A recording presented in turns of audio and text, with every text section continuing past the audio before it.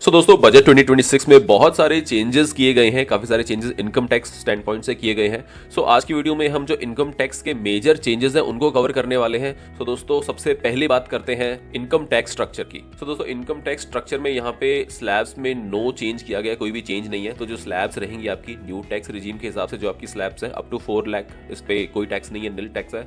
4 lakh to 8 lakh 5% है, 8 lakhs to 12 lakhs 10% है, 12 lakhs to 16 lakhs 15% है, 16 to 20 lakhs 20% है, एंड 20 lakhs to 24 lakhs 25% है, और 24 lakhs के ऊपर आप जो भी अर्न करते हो वहां पे आपका 30% है। इसके अलावा जो आपकी इनकम 12 लाख तक रहेगी तो वहां पे आपको रिबेट मिल जाएगा। सो अल्टीमेटली अगर आपकी इनकम सिर्फ 12 लाख तक है तो वहां पे आपको जीरो टैक्स पे करना पड़ेगा, दैट विल बी जीरो, ठीक है। और इसके अलावा आपका जो एजुकेशन सेस रहेगा इट विल बी देयर 4%। और अगर आप चाहते हैं ओल्ड टैक्स रिजीम में फाइल करना, so again same like last year, ये आपका ओल्ड टैक्स रिजीम रहेगा। यहाँ पर आपका जो नॉर्मल व्यक्तियों पर एप्लीकेबल होता है, individuals below 60 years up to 2,50,000 कोई टैक्स नहीं है, 2,50,000 टू 5 lakhs 5% टैक्स है, 5 lakhs टू 10 lakhs 20% टैक्स है, और 10 लाख से ऊपर आपका 30% का यहाँ पे टैक्स रहता है। सीनियर सिटीजन्स के केस में ये कैटेगरी 3 लाख से स्टार्ट हो जाती है, up to 3 lakhs no tax, 3 lakh to 5 lakhs आपका 5% टैक्स रहेगा, 5 lakhs टू 10 lakhs आपका 20% है, एंड देन अबव 10 lakhs आपका 30% टैक्स रहेगा। एंड ओल्ड टैक्स रिजीम में ही आपका एक सुपर सीनियर सिटीजन कैटेगरी होता है। दोस्तों ये सिर्फ और सिर्फ आपके ओल्ड टैक्स रिजीम में है, न्यू टैक्स रिजीम में ये सब नहीं है, सो इतनी कैटेगराइजेशन नहीं है। अप टू 5 lakhs यहाँ पे निल टैक्स आपका रहेगा, 5 lakhs टू 10 lakhs आपका 20% टैक्स रहेगा, एंड 10 lakhs से ऊपर आपका यहाँ पे 30% टैक्स रहेगा। अगेन यहाँ पे 4% आपको एजुकेशन सेस देना पड़ेगा, और बहुत सारी डिडक्शंस जो आपकी होती हैं वो सब आपको अवेलेबल रहेगी, कोई दिक्कत नहीं है। न्यू टैक्स रिजीम में कुछ भी अवेलेबल नहीं है। So this is same like last year, कोई चेंजेस उसमें नहीं है। अब आगे बढ़ते हैं, जो और भी चेंजेस काफी सारे किए गए हैं। इसके बाद हम बात करते हैं टैक्स कलेक्शन एट सोर्स, जिसे टीसीएस कहा जाता है। यहाँ पर आपकी जो लिबरलाइज्ड रेमिटेंस स्कीम होती है, जब आप पैसा बाहर भेजते हैं, ठीक है, तो मान लीजिए आप एजुकेशन पर्पस के लिए भेज रहे हैं, तो पहले 5% टीसीएस कटता था, अब सरकार ने इसे कम कर दिया, अब 2% ही टीसीएस कटेगा। कोई मेडिकल ट्रीटमेंट कराने बाहर कुछ पैसा भेज रहे हैं, पहले 5% टीसीएस कटता था, अब 2% कटेगा, राइट। इसके अलावा जो आप टूर पैकेजेस करते थे, बाहर ट्रैवल्स के लिए जाते थे, वहां पे भी आपके टीसीएस के अलग अलग प्रोविजंस थे। पहले यहाँ पे 20% टीसीएस कटता था कुछ लिमिट के बाद, और 10 लाख की यहाँ पे थ्रेशोल्ड्स थी। अभी जो नया प्रोविजन है उसको अगर हम ध्यान से देखें तो यहाँ पर सिर्फ 2% टीसीएस किया गया है, यानी टीसीएस को कम कर दिया गया है, और थ्रेशोल्ड यहाँ पे कुछ नहीं है। अगर आप यहाँ पे मान लीजिए 2 लाख 3 लाख रुपया भी टूर पैकेजेस के लिए खर्च कर रहे हैं, तो वहां पे आपका 2% का टीसीएस कटेगा ऑन द एंटायर अमाउंट। दोस्तों टीसीएस में कुछ और चेंजेस किए गए हैं, हो सकता है आपके ऊपर ये एप्लीकेबल ना हो, बट कुछ बिजनेसेस के लिए ये रेट्स जो हैं ये अब रैशनलाइज कर दिए गए हैं, सबको 2% कैटेगरी पर ला दिया गया है। पहले यहाँ पे अलग अलग रेट्स थे।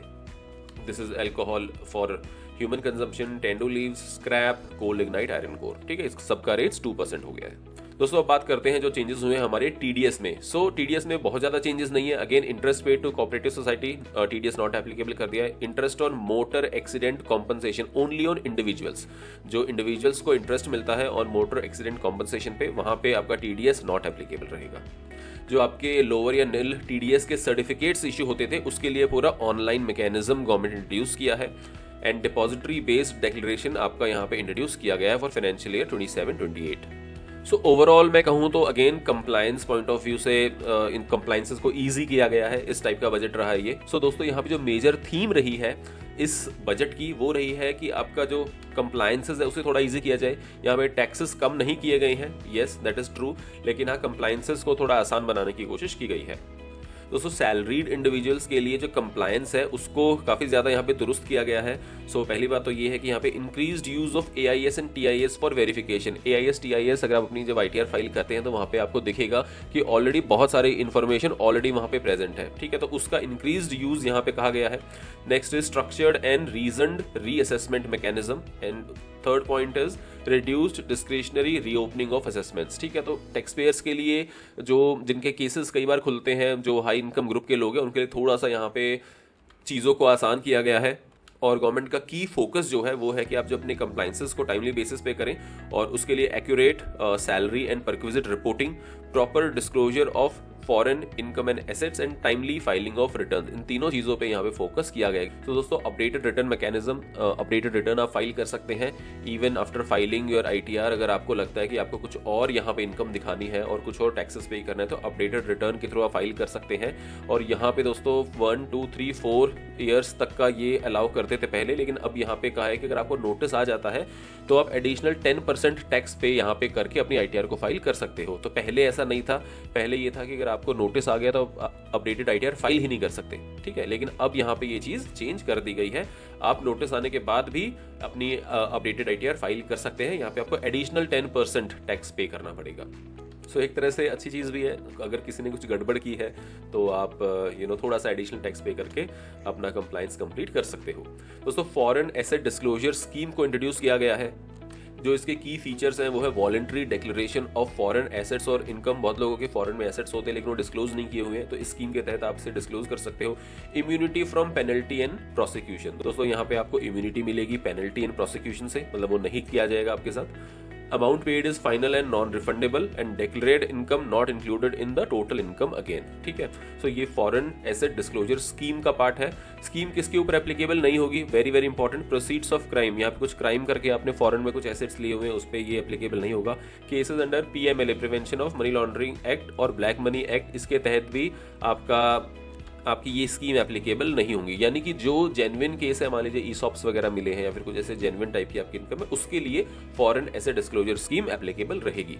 दोस्तों अब बात करते हैं रिवाइज्ड रिटर्न की। रिवाइज्ड रिटर्न फाइल की जाती है अंडर सेक्शन 139(5) और इसे अब बढ़ाकर up to 31 March of the relevant assessment year कर दिया गया है। तो पहले क्या होता था, पहले आप अपनी ITR को रिवाइज कर सकते हैं 31 दिसंबर तक, ठीक है। लेकिन अब आप अपनी ITR को 31 दिसंबर के बाद और 3 महीने का समय दिया गया है, आप अप टू 31 मार्च 2027 अपनी ITR को रिवाइज कर सकते हैं। सो अच्छी चीज़ है। कई बार कुछ चीज़ें मिस्टेक हो जाती हैं, ओमिशन हो जाता है, कुछ रॉन्ग स्टेटमेंट चली जाती है, उन्हें हम इसे ठीक कर सकते हैं। बात करते हैं कॉर्पोरेट एंड बिजनेस टैक्सेशन की, तो यहाँ पे कोई ऐसा चेंज नहीं किया गया है। There is no change in the corporate taxation.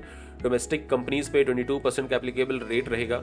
Domestic companies जो कि जनरल रिजीम है 25 और 30% का रेट है, एंड LLP एंड पार्टनरशिप्स पे 30% का रेट है। तो यहाँ पे कोई चेंज नहीं किया गया है। दोस्तों बहुत इंपॉर्टेंट बात, न्यू इनकम टैक्स एक्ट 2025 ये एप्लीकेबल हो जाएगा 1 अप्रैल 2026 से। इससे पहले कौन सा एक्ट था, पुराना एक्ट था 1961 वाला एक्ट।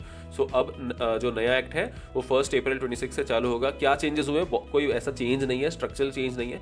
इसको थोड़ा सा और ज्यादा ऑर्गेनाइज किया गया है नए वाले टैक्स को, और जो सेक्शंस वगैरह थे उसके नाम चेंज हुए हैं, यस।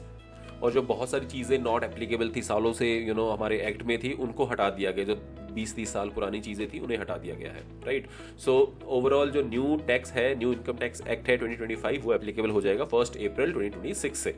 तो यहाँ पे हम थोड़ी क्लैरिटी दे दूं, जो आपकी इनकम है अप टू 31 मार्च 2026, यानी इस साल की जो इनकम है वो आपकी पुराने टैक्स के हिसाब से ही गवर्न होगी, ठीक है। जो पुराना टैक्स था उसी के हिसाब से आपकी गवर्न होगी। लेकिन जो 1 अप्रैल 26 के बाद ऑनवर्ड आपकी जो इनकम होगी उसे गवर्न करेगा आपका नया इनकम टैक्स एक्ट 2025। और अगर कोई पेंडिंग केसेस आपके चल रहे हैं तो यस, वो पुराने केस के हिसाब से, पुराने लॉ के हिसाब से ही चलेंगे। सो ओवरऑल जो यहाँ पे बजट का ओवरऑल जो थीम रही है वो रही है आपकी कंप्लायंस बेस्ड टैक्सेशन हो, राइट। रिड्यूस लिटिगेशन हो, वहां पे सुधार किए गए हैं। Stable and predictable tax environment रहे और lower reliance on ad hoc exemptions, ठीक है। तो गवर्नमेंट ने इस बार बहुत सारे स्ट्रक्चरल चेंजेस किए हैं, चीज़ों को आसान किया गया है, और इस तरह से कुछ यहाँ पर टैक्सेस में छूट, इस टाइप से कोई बेनिफिट नहीं दिया है। सो दोस्तों इस वीडियो में हमने कवर किया है मेजर बजट में क्या चेंजेस हुए हैं from the income tax stand point. दोस्तों वीडियो को एक लाइक जरूर कीजिए, और दोस्तों हमें कॉमेंट्स में बताइए कि आपको ओवरऑल ये बजट कैसा लगा। Thank you so much for watching. मिलते हैं नेक्स्ट इन्फॉर्मेटिव वीडियो में।